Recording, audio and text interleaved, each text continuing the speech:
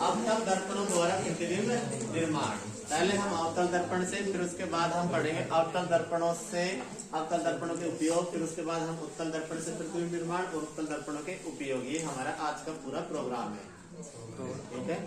हाँ यही है, यही पढ़ना है और उसके बाद छुट्टी है। और चाहे इसमें 12:30 बज जाए, चाहे इसमें 1 बज जाए, इससे ज्यादा टाइम लगेगा नहीं, है ना। तो अवतल दर्पणों द्वारा प्रतिबिंब निर्माण, तो इसमें हमें क्या करनी है, कंडीशन माननी है ना, कहाँ प्रतिबिंब रखना है और ये डायग्राम सही बनाने हैं, ठीक है। तो एक बार मैं बना देता हूँ, फिर उसके बाद ना तुम खुद कॉपी में प्रैक्टिस करना एक बार बनाने की, यहीं बैठ के सामने, है ना। तो सबसे पहला देखिए, जब वस्तु अनंत पर हो, अब तुम बोलो मत और इधर देख लो बस, जब वस्तु कहां पर हो, अनंत पर हो। इसका हमें बनाना है इमेज की प्रतिबिंब कहां पड़ेगा। यदि कोई वस्तु अनंत पर रखी हुई है तो प्रतिबिंब कहां पड़ेगा, तो अवतल दर्पण से बनाना है और उन्हीं नियमों को लागू करना है जो हमने अभी पढ़े हैं, 3 या 4 नियम जो पढ़े हैं उन सबको अप्लाई करना है। और प्रतिबिंब बनने के लिए मिनिमम 2 किरणों का आपस में काटना जरूरी है। कितनी किरणों का काटना जरूरी है, मिनिमम 2 किरणें तो आपस में, और वैसे काटती भी 2 ही हैं, तो एक किरण तो किसको काटेगी, 2 आपस में काटेंगी। और अगर जहां पर एक नियम लागू नहीं हो रहा वहां दूसरा लागू कर दो, जहां दूसरा लागू नहीं हो रहा वहां तीसरा, लेकिन किरणें आपस में काटनी चाहिए, क्योंकि कटान बिंदु पर ही प्रतिबिंब बनेगा, वैसे नहीं बनेगा। तो जब वस्तु अनंत पर हो तो डायग्राम बिल्कुल सही बनाना आना चाहिए, और इसमें ना कोई सुरमी पेंसिल पेन फटा के आवश्यकता नहीं, बस हाथ की सफाई की जरूरत है। तुम लेकर बैठ जाओ उदाहरण में, कोई AK-47 निकाल रहे, कोई राइफल निकाल रहे, कोई गाड़ी निकाल रहे, ऐसा नहीं होना चाहिए ना। तो हाथ थोड़ा ढंग से काम करना चाहिए। ये है अवतल दर्पण,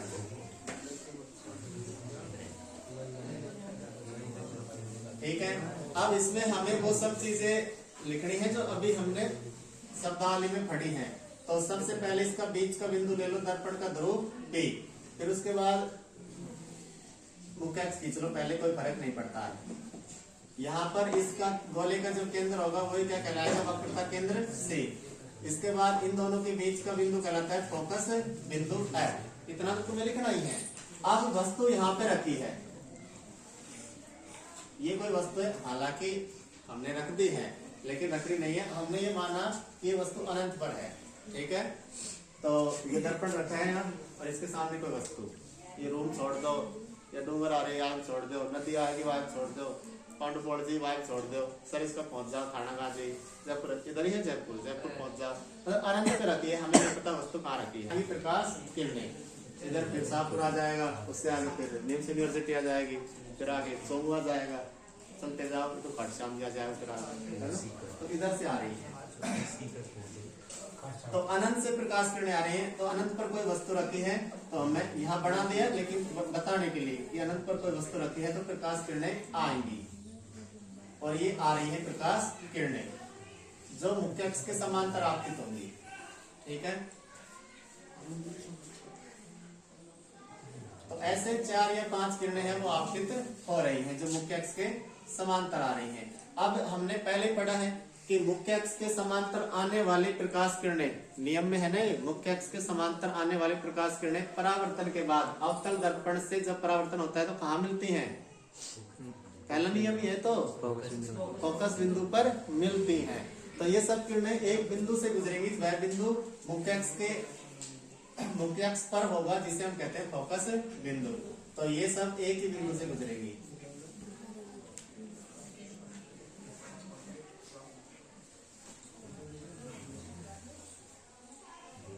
तो ये सब परावर्तित हो रही है, ठीक है। और ये जो बिंदु है वो है फोकस बिंदु, यानी कि अनंत पर रखी किसी वस्तु का अवतल दर्पण द्वारा प्रतिबिंब जो बन रहा है वो फोकस बिंदु पर बन रहा है, ठीक है। अब इसके ऊपर एक उदाहरण है, तो तुमने किया होगा, अगर तुमने नहीं किया होगा तो मैं बता देता हूँ, कभी कर लेना घर जाके अगर मौका मिल जाए तो। देखो एक ये कुरकुरे वगैरह आते हैं ना, या फिर छोटे इंस्ट्रूमेंट आते हैं ज्योमेट्री बॉक्स, उनमें ना एक सूक्ष्मदर्शी आती है छोटी सी, इतनी सी प्लास्टिक वाली है ना, उसमें शीशा लगा होता है, वो अवतल दर्पण होता है। ठीक है, तुम्हें क्या करना है, उसको सूर्य के सामने करना है, लाइट के सामने। और लाइट के सामने कर दिया तो अनंत, सूर्य की दूरी कितनी हो गई, अनंत, अनंत से प्रकाश किरणें आ रही हैं, उसमें आएंगी। और उसके सामने ना कागज रखना, तो कागज पे मिलेंगी वो सारी किरणें, एक चमकीला बिंदु बनेगा और उसे कुछ देर तक पकड़े रखना, लगभग 2, 4, 5, 10 मिनट देखना। कागज पर जो चमकीला बिंदु है ना, वहां पर आग लगने लग जाएगी, धुआं उठने लग जाएगी। यानी क्या हुआ कि सूर्य जो था उसका प्रतिबिंब बना, कहाँ बना, उस कागज पर, कहाँ बना, उस कागज पर। और सूर्य से जितनी प्रकाश किरणें उसमें आ रही थी सूक्ष्मदर्शी में, वो सारी प्रकाश किरणें एक बिंदु पर इकट्ठा हो गई। तो एक प्रकाश किरण, दो प्रकाश किरण, 4, 5, 10 ऐसे पता नहीं कितनी प्रकाश किरणें इकट्ठी हुई। और इकट्ठी होने के बाद वहां सूर्य का जो प्रतिबिंब है वो कागज पर बना, और कागज में क्या लग गई, आग लग गई, क्योंकि सारी प्रकाश किरणें इकट्ठी हो गई। तो सब कागज में क्या लग गई, आग, धुआं उठने लगता है।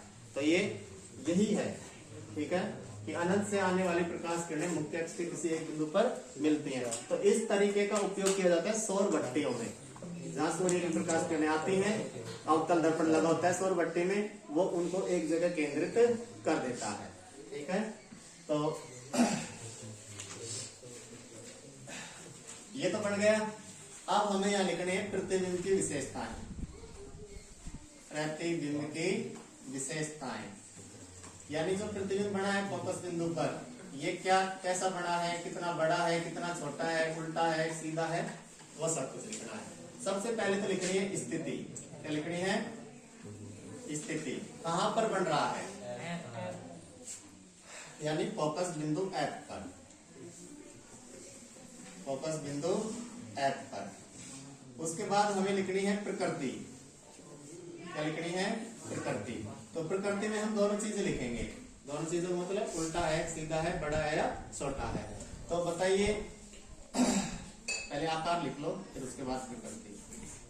आकार, आकार बताइए, वस्तु से बड़ा है, छोटा है, कैसा है, छोटा, यानी कि वस्तु से छोटा, और वस्तु से छोटा भी कैसा, बिंदु के रूप में, वस्तु से छोटा बिंदु के रूप में,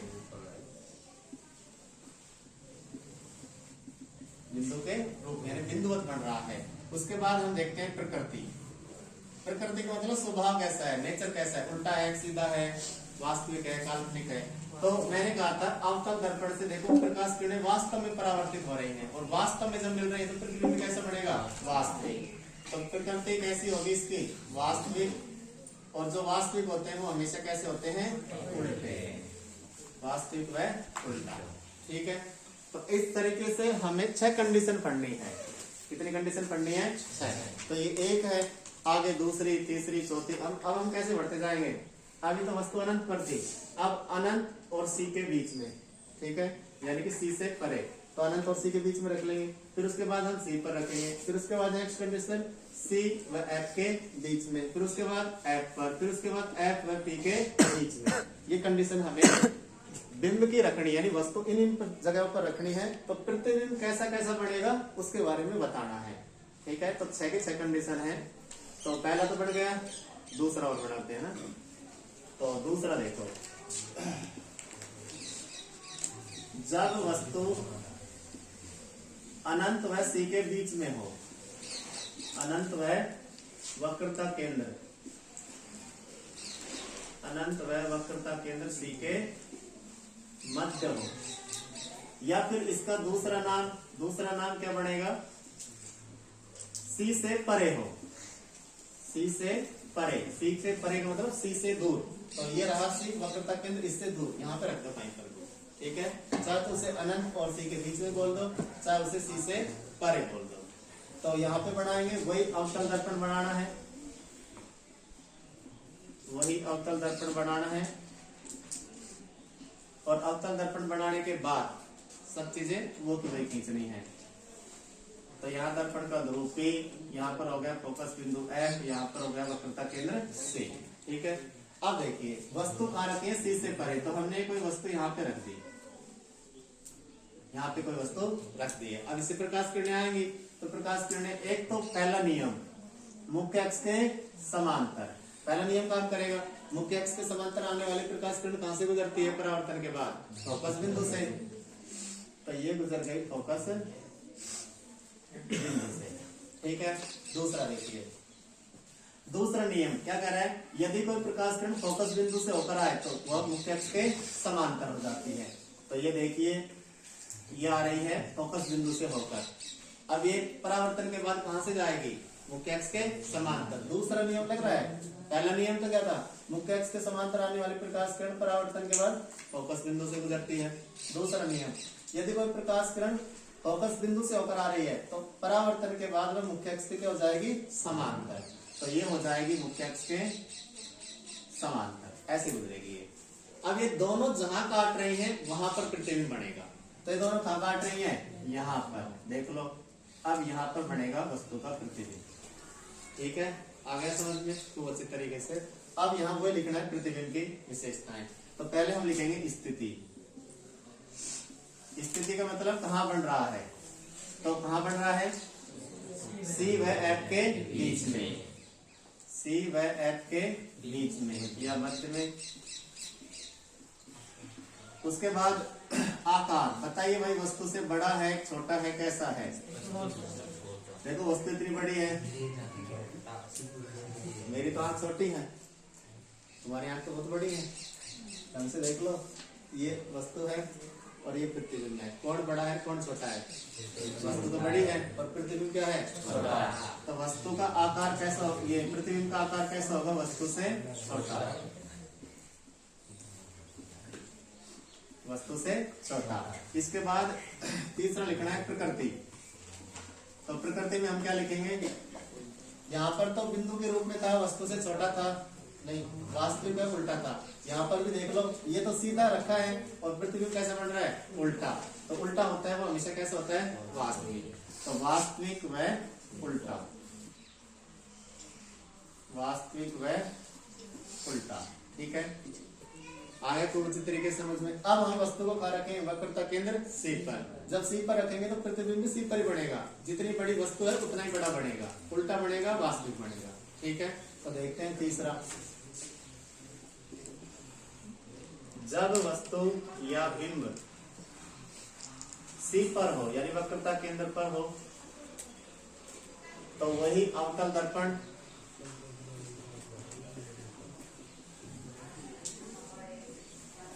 ये हो गया P, ये हो गया F, ये हो गया C। ठीक है, अब इतना टाइम नहीं लगना चाहिए। अब तुम्हें समझ में आ गया तो इनकी प्रैक्टिस यही करनी, एक बार यही बनाने हैं सारे सर्किट है। तो ये मुख्य अक्ष हो गई और ये इनके शब्दावली हो गई। अब क्या कर रहे हैं? वस्तु रख रहे हैं C पर। ये देखिए, ये रख दी हमने वस्तु C पर, रख दी वस्तु। अब इसका प्रतिबिंब कैसा बनेगा? तो पहला नियम, मुख्य अक्ष के समांतर आपतित कर, भाई वस्तु चाहे कहीं रखी, ये मुख्य अक्ष से मुख्य अक्ष के समांतर प्रकाश किरणें आपतित हो रही है। ठीक है, तो मुख्य अक्ष के समांतर आपतित हो रही है। पहला नियम क्या कह रहा है? मुख्य अक्ष के समांतर आने वाली प्रकाश किरणें फोकस बिंदु से होकर गुजरती है। परावर्तन के बाद किससे गुजरेगी? फोकस बिंदु से। तो ये रहा फोकस बिंदु, इससे गुजार दो। ठीक है, ये गुजर गई।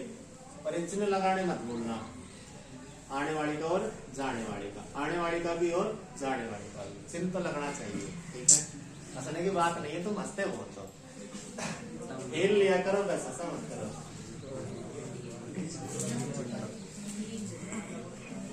ये कोई दूसरी आपतित किरण है जो किससे होकर आ रही है? फोकस बिंदु से होकर आ रही है। जो फोकस बिंदु से होकर आ रही है वो दर्पण से परावर्तन के बाद कहां जाएगी? मुख्य अक्ष के समांतर। दूसरा नियम काम करेगा। तो ये देखो, ठीक है, ये तो थोड़ा पीछे बन गया,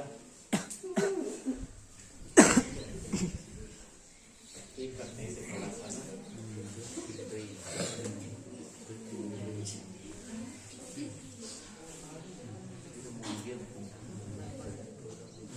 ठीक है, यहाँ तो प्रतिबिंब कहाँ बन रहा है? वक्रता केंद्र C पर ही। तो यहाँ पे लिखेंगे स्थिति। अरे सब सही है, कोई दिक्कत ना, बरोबर ही है। स्थिति देखो कहाँ बन रहा है? C पर।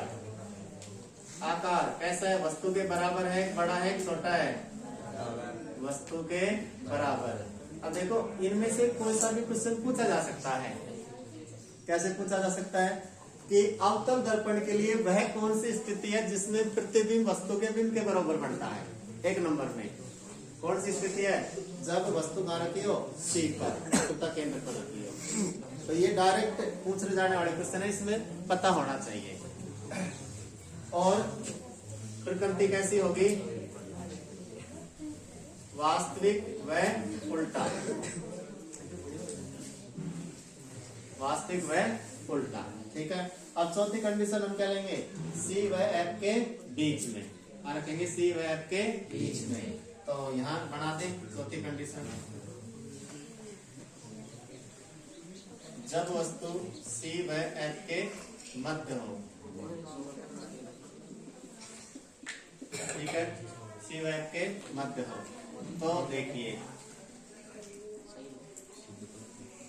ये बन गया अवतल दर्पण, ये हो गई मुख्य अक्ष, ये हो गया बिंदु P, ये इसका फोकस बिंदु F और ये हो गया इसका वक्रता केंद्र C।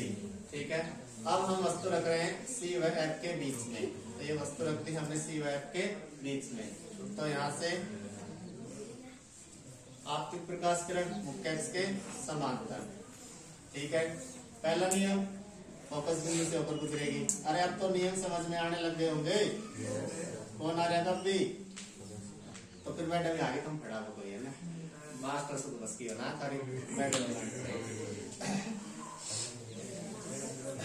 दूसरा, फोकस बिंदु से होकर गुजरेगी। ठीक है, बताऊंगा अभी। तो दूसरा नियम, फोकस बिंदु से होकर गुजर रही है तो मुख्य अक्ष से क्या हो जाएगी, वो समांतर। अब ये दोनों जहां काट रही हैं वो देखो, ये यहाँ बन रहा है। तो बताइए वस्तु है इतनी सी, प्रतिबिंब बन रहा है इतना बड़ा, कौन बड़ा बन रहा है, प्रतिबिंब बड़ा बन रहा है, उल्टा है। और कहाँ बन रहा है, ये बिंदु सी है तो सी से परे, सी व अनंत के बीच में, सी से परे। तो लिखना है, क्या लिखेंगे यहाँ पर, सी से परे। और आकार में क्या लिखेंगे, वस्तु से बड़ा, कौन करे छोटा, वस्तु से बड़ा। और प्रकृति में क्या जाएगा, वास्तविक व उल्टा। ठीक है, ये हो गई कंडीशन 4। अब देखिए पांचवी, छठी, उसके बाद तुम बढ़ाना एक बार। पांचवी कंडीशन देखिए। तो पांचवी कंडीशन अब की बार हम रखेंगे मुख्य फोकस पर, और रखेंगे मुख्य फोकस पर। जब वस्तु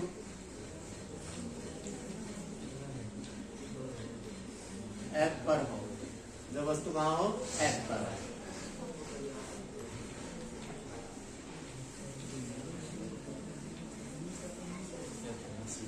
जब वस्तु कहाँ रखी हो, F पर। मुख्य अक्ष हो गई, सही है ना, तो आप तो आई सही। ये हो गया फोकस बिंदु है, ये हो गया वक्रता केंद्र C। तो अब की बार F पर रखी है वस्तु, ये रख दी मुख्य अक्ष के समान। भाई ये चाहे छोटी सी क्यों ना हो, है तो मुख्य अक्ष के समांतर ही, तो नियम वही काम करेगा। तो ये मुख्य अक्ष के समांतर आपके प्रकाश किरण है, कहां से गुजरेगी, फोकस बिंदु से। ठीक है।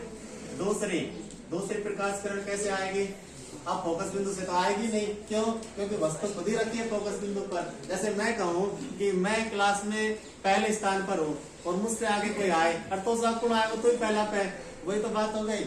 यहाँ कह रहा है कि मैं खुद फोकस पे खड़ा हूँ और मेरे से आगे कोई फोकस बिंदु से होकर गुजर के बताए, तो तेरे से कैसे गुजरे कोई, तो खुद ही खड़ा है वहां पर। तो यहाँ पर दूसरा नियम फोकस बिंदु वाला नहीं लगेगा। अब यहाँ तीसरा नियम लगाइए, कौन सा, वक्रता केंद्र से। वक्रता केंद्र तो पीछे रह गया, यहाँ भी लागू नहीं। चौथा नियम लगाइए, डायरेक्ट आएंगे दर्पण के ध्रुव P पर, प्रकाश किरण आएगी डायरेक्ट दर्पण के ध्रुव P पर। तो ये यहाँ से दर्पण के ध्रुव P पर आपतित हो रही है। तो ये जितने कोण से आपतित होती है उतने कोण से क्या हो जाएगी, परावर्तित। अब बताइए दोनों किरणें कहीं काटेंगी, लेकिन कहाँ, अनंत पर।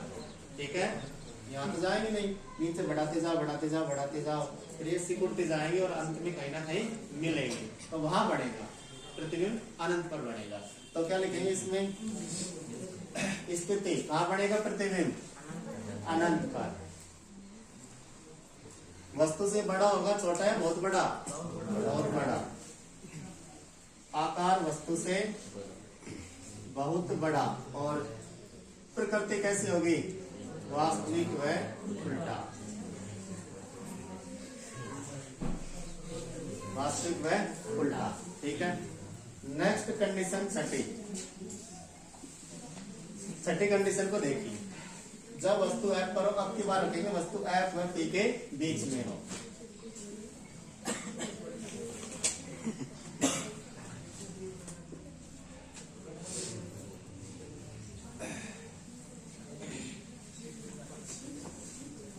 जब वस्तु F व P के बीच में हो तो बनाइए।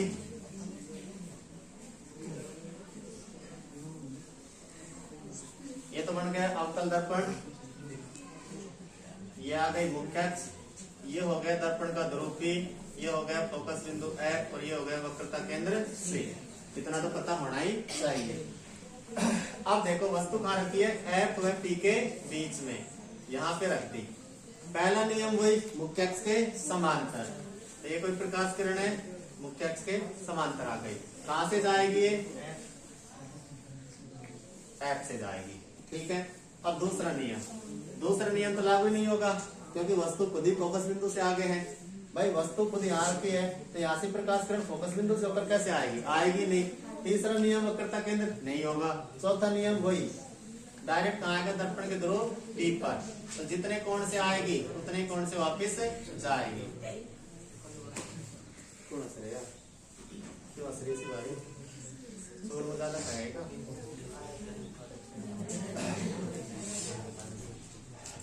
ये दोनों मिलेंगे नहीं कहीं। ठीक है। इनके पीछे जाना भी मत। ये दोनों मिलेंगे नहीं और इनके पीछे जाना भी नहीं है क्योंकि दोनों दूर भाग रही हैं। ठीक है। तो अब जब इनके पीछे जाने से कोई फायदा नहीं है तो इनके आगे जाओ। पीछे जाने से तो कोई फायदा नहीं है। अब कहाँ जाना है? आगे। तो आगे से घोट लो इनको कि भाई तुम्हारे पीछे आते तो तुम मिलती नहीं, हम आगे भाग के आगे, यहाँ तो मिलोगी। अब कुछ भी सोच लो, सोचने से क्या फर्क पड़ता है? तो इनको बढ़ाइए पीछे की ओर। हाँ बढ़ाइए। देखो मैं बात सही कहता हूँ ना, अगर कोई आदमी पीछे पढ़ने से नहीं मिल रहा है तो आगे पढ़ जाओ।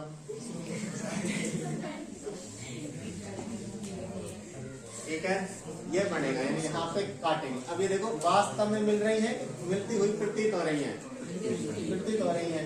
तो यहाँ पे हम लिखेंगे स्थिति। कहाँ बन रहा है? दर्पण के, दर्पण के सामने तो ये है और ये तो पीछे की ओर बन रहा है, तो दर्पण के पीछे।